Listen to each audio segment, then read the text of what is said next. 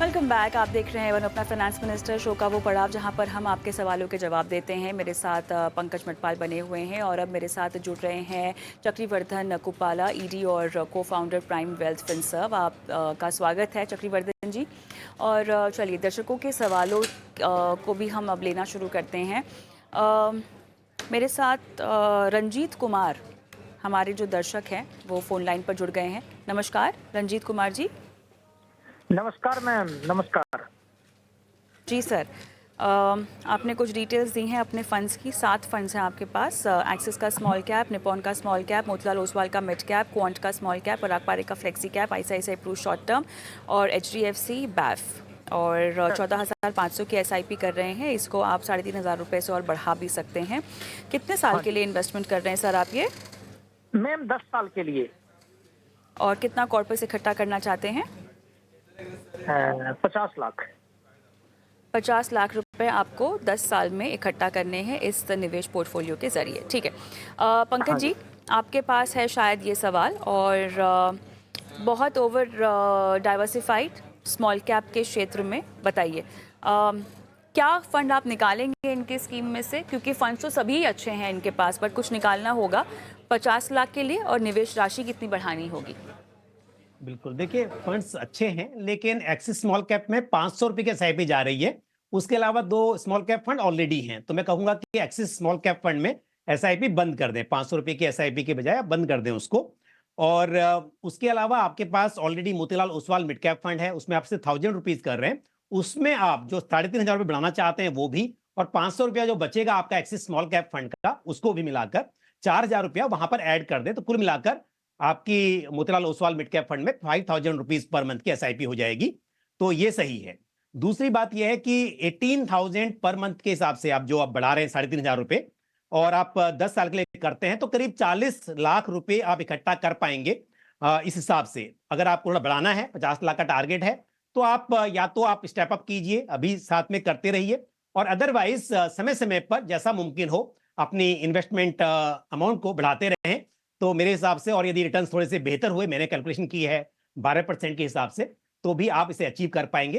तो स्कीम्स अच्छी हैं, थोड़ा सा मैंने बदलाव सुझाव दिया है आपको उस पर, उसे आप जरूर उस पर अमल कीजिए।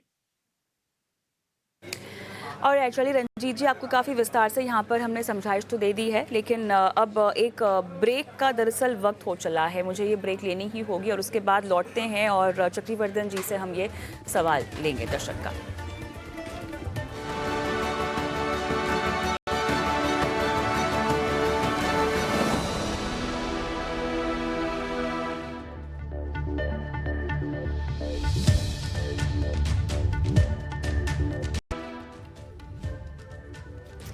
चलिए, हमारे साथ P Rajkumar ji phone line पे अब जुड़ गए हैं। इनका सवाल लेते हैं। सर नमस्कार।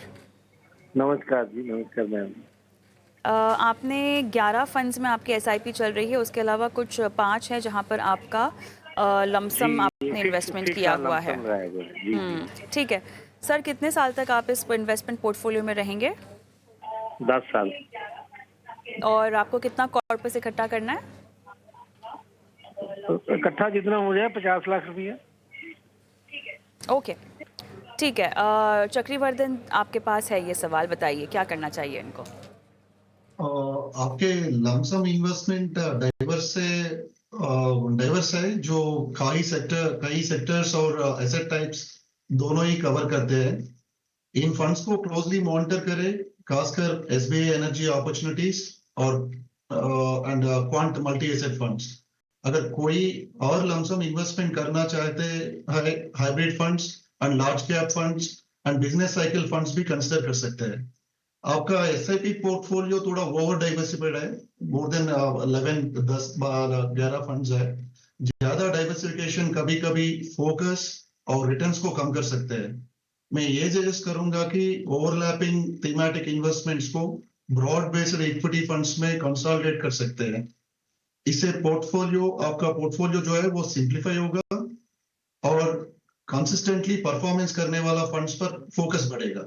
इसके अलावा मैं ये सजेस्ट करूंगा कि अगर कोई नई सिप मत कीजिए, क्योंकि अभी काफी सारा फंड्स है।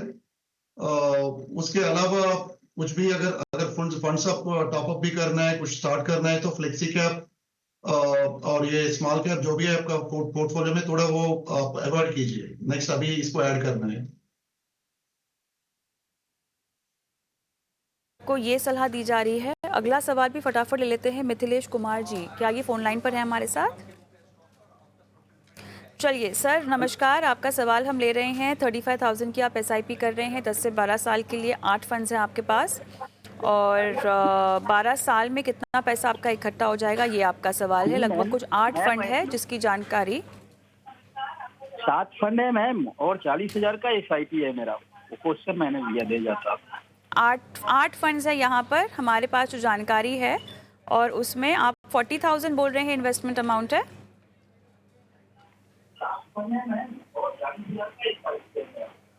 सर आप मुझसे फोन पर बात कीजिएगा, टीवी की आवाज बंद कर दीजिए प्लीज। अच्छा, ओके मैम। मेरे पास समय बिल्कुल कम है मिथिलेश जी। 35,000 की जानकारी मेरे पास मेल पे है। आपने अभी 40,000 का है, आपने एसआईपी की अमाउंट बढ़ाई है और 8 फंड हैं। जी ओके, चलिए चक्रवर्धन जी जल्दी से आपके पास आऊंगी, बताइए क्या बदलाव करने हैं इनको। सर, आपका पोर्टफोलियो का कंपोजिशन देख के तो आपने लार्ज कैप फंड में लगभग 21% की सिप कर रहा है, मिड कैप फंड में करीब 22% की सिप कर रहा है, स्मॉल कैप फंड में लगभग 28% सिप हो रहा है, और बाकी सिप का निवेश आपने फ्लेक्सी कैप और मल्टी कैप फंड्स में कर रहे हैं। ओवरऑल आपका पोर्टफोलियो डाइवर्सिफाइड है। मैं सजेस्ट करूंगा कि और फंड्स की सिप शुरू ना करें, जो एग्जिस्टिंग फंड्स है उसी में इन्वेस्ट करें। आपके पोर्टफोलियो थोड़ा ओवरलैपिंग भी है क्योंकि 2 स्मॉल कैप फंड्स है इसमें, तो काफी रिस्क है। अब आपका दूसरा सवाल है कि आपका इन्वेस्टमेंट की 10-12 साल में कितनी वैल्यू हो जाएगी। तो अभी आपका पोर्टफोलियो की वैल्यू 35 लाख है। अगर 12% से देख के तो 10 साल में इसकी वैल्यू करीब 1 करोड़ 8 लाख तक हो जाएगी, और 35,000 की मंथली एसआईपी अगले 10 साल में 12% के हिसाब से 81 लाख जमा हो जाएगी। लमसम और सिप दोनों मिला के ये तो आपको 10 साल में 1 करोड़ 90 लाख का फंड कलेक्ट हो जाएगा। ऑलराइट, चलिए मिथिलेश जी, ये आपको सलाह दी जा रही है और इसी के साथ हमें शो को भी समाप्त करने का समय हो चुका है। लेकिन उससे पहले अब आखिर में देख लेते हैं आज के निवेश के गुरु मंत्र।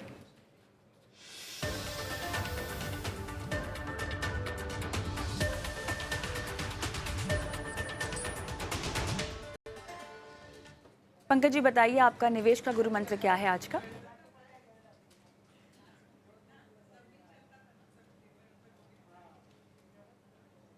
पंकज जी, आपको मेरी आवाज आ रही है? क्या है आज आपका गुरु मंत्र? पंकज जी, चलिए मेरे ख्याल से चक्रवर्धन जी, अगर आपको मेरी आवाज आ रही है तो आप बता दीजिए आपका आज का गुरु मंत्र क्या है। आज का गुरु मंत्र यह है कि म्यूचुअल फंड्स में इन्वेस्ट करते समय अपने रिस्क प्रोफाइल का ध्यान रखें, ओवर डाइवर्सिफिकेशन जो है उससे बचे। चलिए, बहुत ज़रूरी है कि अपनी जोखिम क्षमता का ख्याल रखें, उसके मुताबिक ही अपने जो एसेट क्लास है उसका आपको चुनाव करना चाहिए। पंकज जी शायद हमारे साथ वापस जुड़ चुके हैं। आपका गुरु मंत्र क्या होगा सर आज का?